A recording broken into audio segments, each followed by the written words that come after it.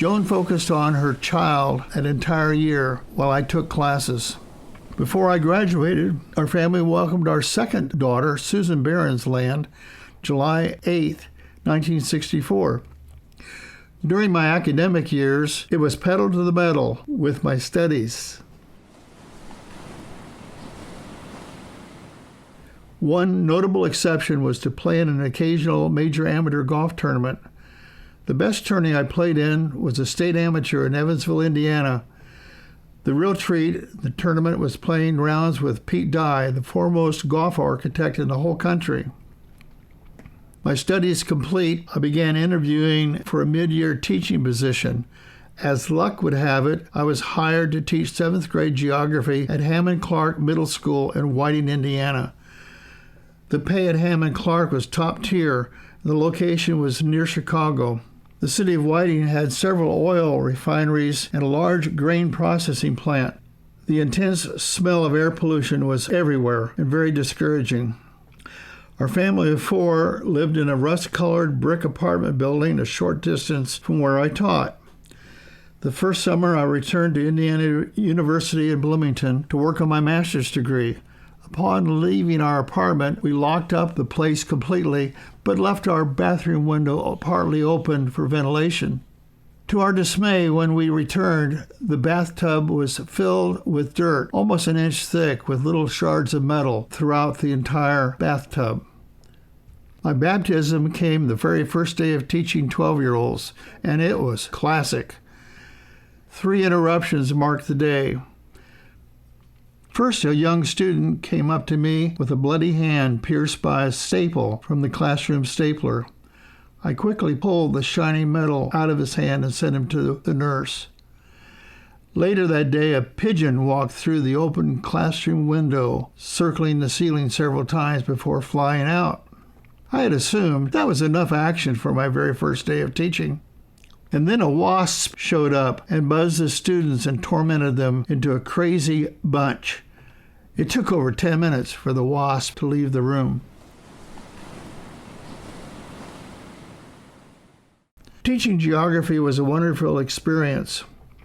I often took my students to the Chicago Museum of Natural History.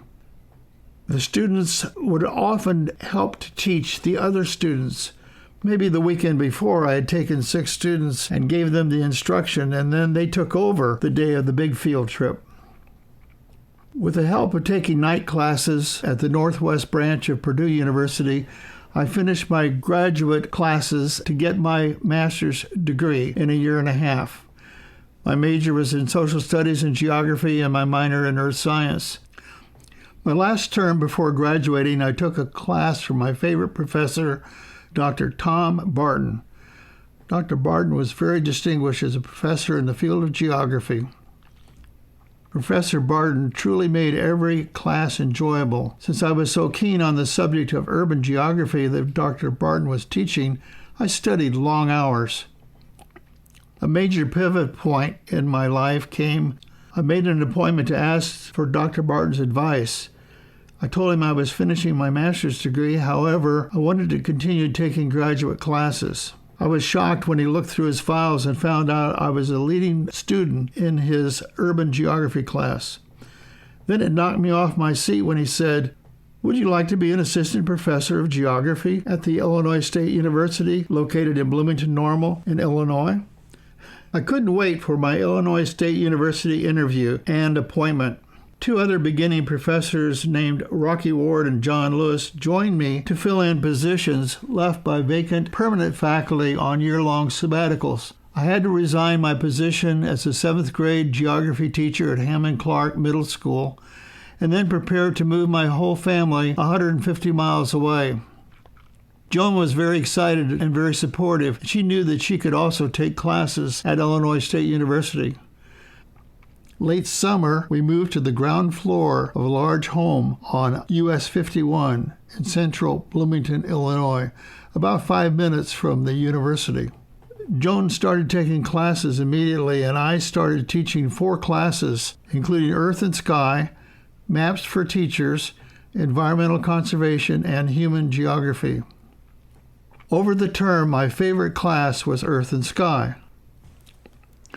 After my pre-scheduled year of teaching geography at Illinois State University, I had confirmed offers to teach as an assistant professor at Ball State University in Muncie, Indiana, and also IUPUI in Indianapolis. But I turned both down and returned to Indiana University with the goal of earning a PhD in geography with a minor in sociology. It was my good fortune that right away I was awarded a broad tuition scholarship, a graduate assistantship where I would conduct 2-credit lab parts of a 5-credit physical geography class. I was also awarded a teaching associateship to teach physical geography in Indianapolis. So I really had 3 scholarships for my PhD work. My graduate studies went well. I was well on my way to a PhD degree, specializing in urban geography and the geography of sub-Saharan Africa.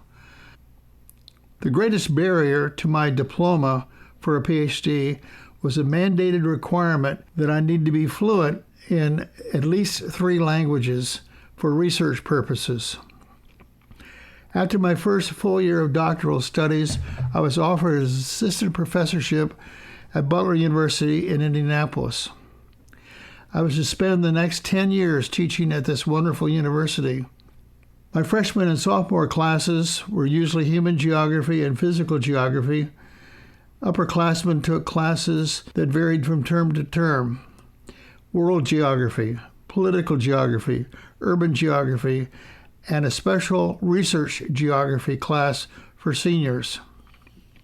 Every professional in the field of geography does research to create and develop new knowledge and new perspectives. My research was delivered on several topics at the University of Illinois, Notre Dame, and Indiana University. I also enjoyed contributing to the Indianapolis newspapers and television, and nationally I was featured on NPR radio. My wonderful family bought a home about 4 miles northwest of Butler campus. It was a white Cape Cod-style home, single-car garage. They occupied this little house for several years until we moved to a contemporary brick ranch home with a large fenced-in backyard, perfect for our various pet dogs. The most unusual pet we owned was a 3-foot boa constrictor snake named Sam. Just like a family member, Sam was always loose in the house. His favorite place was to hang out on top of our great room curtain rod. Sam's sleeping habit was quite distracting each time I had a small group of Butler students over for stage play script reading. Sam's adventures met with a large highlight when he disappeared one day while we were moving. Looking high and low, no Sam. During the last hours before moving, we opened the bathroom drawer, and the drawer was filled with snake. Wow! I'm glad we checked just one more time. After a few years of teaching had passed, Joan and I fell in love with a rustic, colorful Brown County cabin about an hour and a half south of our existing home. Our new home was just west of the tourist town of Nashville, Indiana, and also Brown County State Park. The entire air was filled with the smell of rustic hickory. We just loved the place, especially the little creek that ran right under the dwelling. The historical house featured a huge kitchen and a sandstone fireplace with lots of big windows for a woodland view. Within the living room, we became aware of the slippery natural wood floors, buffed for decades by stocking feet.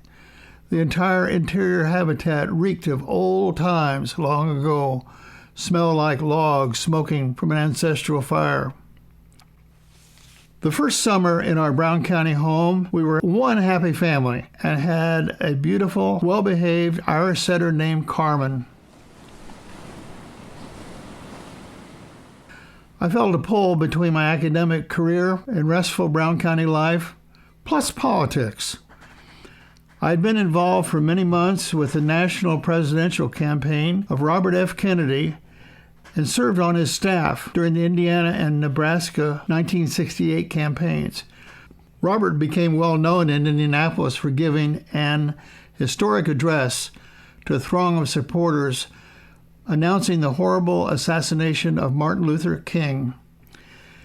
It was like being in a movie.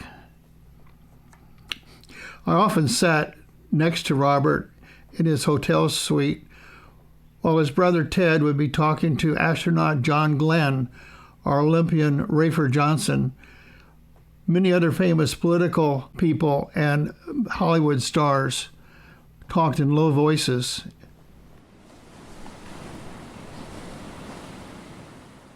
Throughout my career at Butler University, I managed to be involved in a number of very progressive national events, including having bankrolled several students traveling to march for racial justice in Selma, Alabama.